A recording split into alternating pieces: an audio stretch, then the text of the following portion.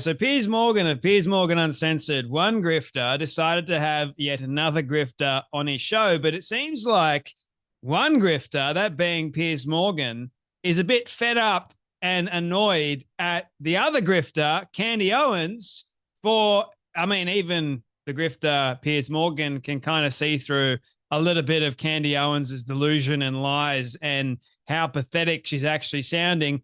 I'll show you that video in just a moment. But before we do, so this whole idea of the ceasefire agreement, we know Iran didn't abide by the ceasefire agreement, which meant that Israel retaliated, meaning they didn't acknowledge the ceasefire agreement, or they didn't adhere to it, I should say. And well, Candy Owens immediately took to X, ladies and gentlemen, and she said this: the thing that upsets me, oh boy, here we go, the most about the fake 6-hour ceasefire is that Netanyahu didn't even acknowledge it. Well, that is a lie. Okay, so if you guys don't know facts, you're going to get caught out in Candy Owens' lie. In fact, he specifically instructed his cabinet not to publicly acknowledge it. How in the world would she know that? Where did she get that information from, I wonder? And then leaked that instruction to the press. Did he now? Okay, I didn't see it. Did you? Where did she get that from? That's an alpha move. Oh, boy. He wants Trump and the world to know that he has zero respect for Trump and that he controls American foreign policy and will call in those B-6 bombers when he wants to. Sure, Candy Owens, but let's have a look at what the facts actually says. And if you want to go to Grok or whichever platform you want to do, just Google it. You can find that Netanyahu ignoring the 6-hour ceasefire and not acknowledging it publicly is not supported in facts or reality. Reports indicate he agreed to a Trump-proposed ceasefire with Iran and publicly acknowledged it. How about that? No evidence suggests he instructed his cabinet to stay silent or leak instructions. While tensions exist between Trump and Netanyahu, they cooperate on key issues, contradicting the zero respect claim. The assertion that Netanyahu controls U.S. foreign policy, including B-6 bombers, is unsupported. B-6 likely refers to a non-existent... Yeah, okay. So there you have it, ladies and gentlemen. All you need to do is a quick fact check, and lo and behold, you can see that Candy Owens is once again lying through the skin of her teeth. Wow. Here is the person that claims to be anti-war and pro-truth, but yet she can't even tell the truth about, well, what does she really want? She wants to destroy Israel. So much for being all about truth, eh? And Candy Owens goes, hear me out. What if we went for a regime change in Israel? So you're anti-war, but yet you want a regime change which would not more than likely start a war in Israel. Fascinating, isn't it? When you actually put reason and you rationalize the things that she is talking about and you realize that she is nothing but a compulsive charlatan and she annoys the living crap out of me at the moment. I do not like liars, okay? It's the one thing that I cannot stand are liars and bad faith individuals that know the truth, but they don't care about the truth. Instead, they just want to purport their own ideological nonsense as fact. And it's quite clever, right? The way she does it is very, very clever. And if you guys can't see it, the way she does it is use emotional, manipulative language. She'll talk a lot about stuff she has no idea about. Dave Smith does the exact same thing, except Dave Smith is a lot easier to catch out because he's a dingbat. But Candy Owens, still a dingbat, right?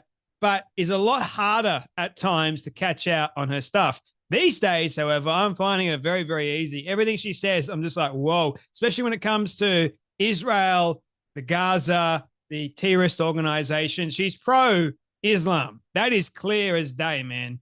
Pro-Christian? Yeah, okay. It seems like Islam and her version of Catholicism are working together by the looks of things, like the replacement theory. I don't know if you've heard of that. That's quite evident in this with how she's acting towards Israel. Like, let's have a regime change in Israel. Oh, by the way, Trump is controlled by Netanyahu. There's a fake 6-hour ceasefire agreement. No, it's actually held because Trump goes, they don't even know what the fuck they're doing. And then he basically ripped Netanyahu and Iran a new one. And it seems like the ceasefire has held. Laura Loomer goes, Trump told Israel not to drop bombs today. He didn't tell Netanyahu, he told Netanyahu he would face issues if he didn't respect the ceasefire. Candace Owens continues to get it wrong, saying Trump is controlled by Jews in Israel pays very well, though. It's all rage bait. Total lie. Exactly. She's all rage bait. But I mean, keep up the great work, Candace Owens, because I'll continue calling you out and people will start realizing and waking up. And it's good for me, man. People love listening and watching the fact that you can't even tell the truth to save your life. Man, would it actually hurt for you to tell the truth? Once. That's the point. You've lost the plot. You got no sense of reality anymore. You're so angry and so like hateful and spiteful of Israel that you can't even see the truth. And even Piers Morgan, my goodness, this is actually one of those moments where, one of those rare moments, okay, where I'll actually be praising Piers Morgan for doing a good job in an interview. But here we go, ladies and gentlemen. This is absolutely brilliant. Watch this. I do believe that if war in Iran is on the agenda, and that appears so, get dishonorably discharged. Who cares? Who cares? Why should you go die in a foreign land? You now have the benefit of 2020. You can see, think about those men and those women who died because they were pitched that they were serving their country because there were weapons of mass destruction, right? They were serving their country because the Taliban, they were serving their country, whatever. And these people gave up their lives. And ask yourselves, for what? And the answer to that question is for the elites. They're like toy soldiers.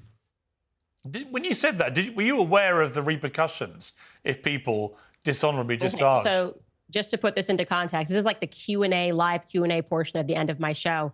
And being facetious, but also being completely honest, that they should begin to consider, and that was somebody asking, what should we do? Like, should we leave the military? Because they also do you regret are recognizing that? No, I don't regret saying that. I don't. But regret you know the having repercussions if you do discharge dishonorably.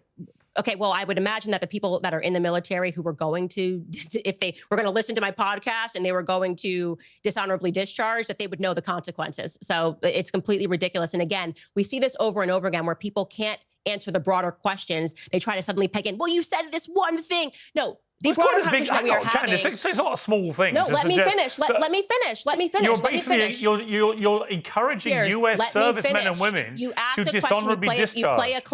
You play a clip, and I'm trying to answer it. You know, you can't do that. You ask a question. Well, you're trying to downplay it, and I'm responding. No, I am. No, you're trying to upplay it. Is what the issue is. This is exactly. I'm just repeating what you said.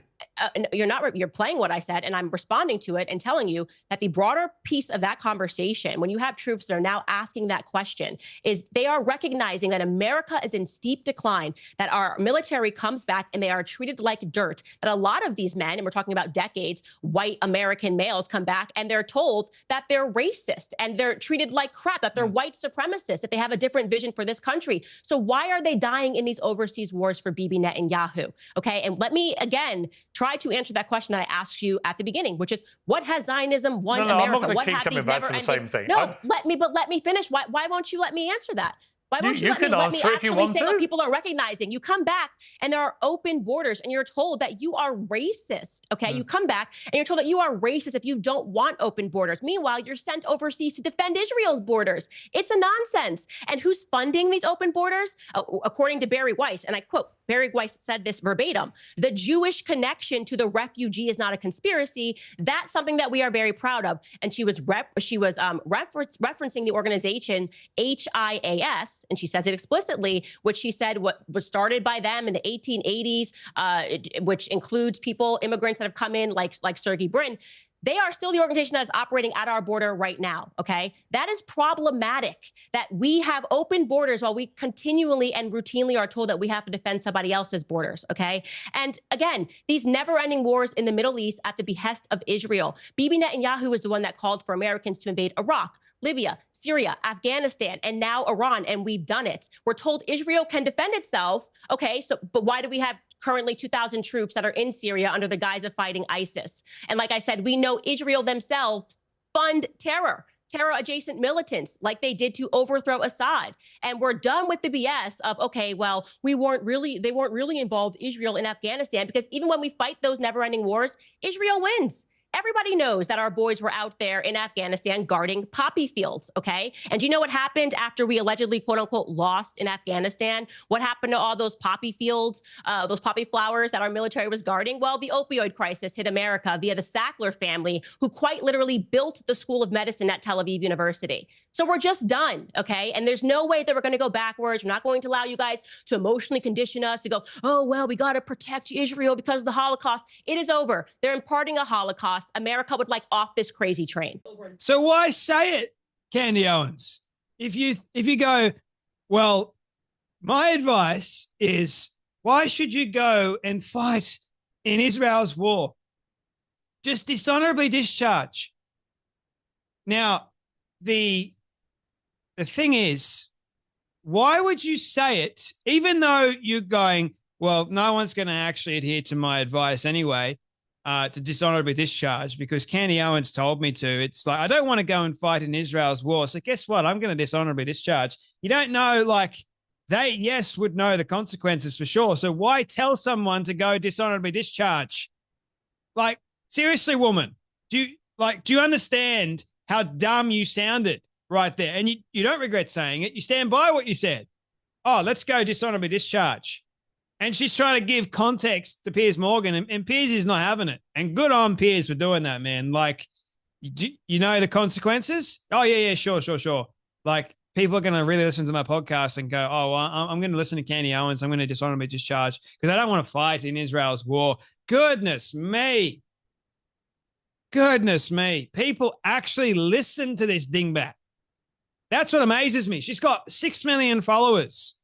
She's got 4 or something on YouTube alone, and then millions more on X, Facebook, you name it, Instagram. They keep going. It blows up. She's got millions of people that follow her. And you guys, I'm like, some of you can see it because you spend longer than 10 seconds explaining it. You go, whoa, she's lost the plot, man. And now even Piers Morgan, I think, is starting to see it. It's like, she has lost it. Saying stuff like that,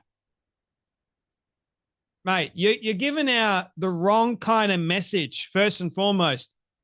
Like that Douglas Murray quote, what are you feeding and why? Brilliant on Piers Morgan. I'm just repeating what you said. Hey, Candy, you said it. And she's trying to downplay it, like Piers alluded to. I thought that was a great line. You're trying to downplay it. No, you're trying to upplay it. Well, you said it. It's a quite serious thing to say. I don't think she understands the seriousness of it. But yet, she said it, and she's trying to make excuses. That's exactly what she does. If you say something that is wrong, she can't admit to it. She just, oh, no. That's pride, and that's ego 101. Straight up. It is like at the forefront of her grift. And even grifter himself, Piers Morgan, can see it. He's like, whoa, this is a bit out of control. Like, I'm just repeating what you said, woman. Seriously, can't you just you either double down on what you say, meaning that you sound even more nuts, or you actually admit fault and say, I was wrong in saying it. She can't do that because she got caught out again. Seems like Candy Owens has really lost it, hasn't she? And Piers was just sitting there listening to her nonsense, like making these little connections. Oh, the Sackler family, they were at Tel Aviv University. They imported the opioid crisis. There's this massive cabal. There's a huge conspiracy of Israel is trying to destroy America. They're trying to destroy the West. It's really Israel's fault. Oh, okay. So we can't be fighting terror overseas. That's bad. All this stuff, to me, like, I listen to it and I'm going, I understand. There's a great deal of information out there, but you keep connecting everything for Candy Owens seems to connect somehow to Israel, this small little nation of like 6-7 million people. Everyone seems to want to blame Israel. Why? Like, are they like the big baddie for something? Like, and America is way bigger. It seems like Islam is taking over the West, not Israel, but doesn't matter if you tell these people the truth, they do not care because the truth to them is a fantasy. Their truth has now become hate. It's hate towards one group. It's emotional, manipulative language. She will use circumstances, instances. Oh, the soldiers were guarding the poppy fields. And then what do we have after that? We had the opioid crisis. Somehow that's linked. Right. So there weren't actual drug dealers or anything along those lines that wanted profit. Oh, that's probably Israel's fault too. Can't be the Mexican cartels at all. Nah, you haven't seen what Mexico has brought in either. Fentanyl crisis, is that part of Israel's master plan too? I wonder. Oh, it's a Sackler family. They're all, come on. Unfortunately, she is that far gone, my friends, by the looks of things. Anyway, that's enough from me, but you guys take care, be blessed, and I'll see you all in the next video.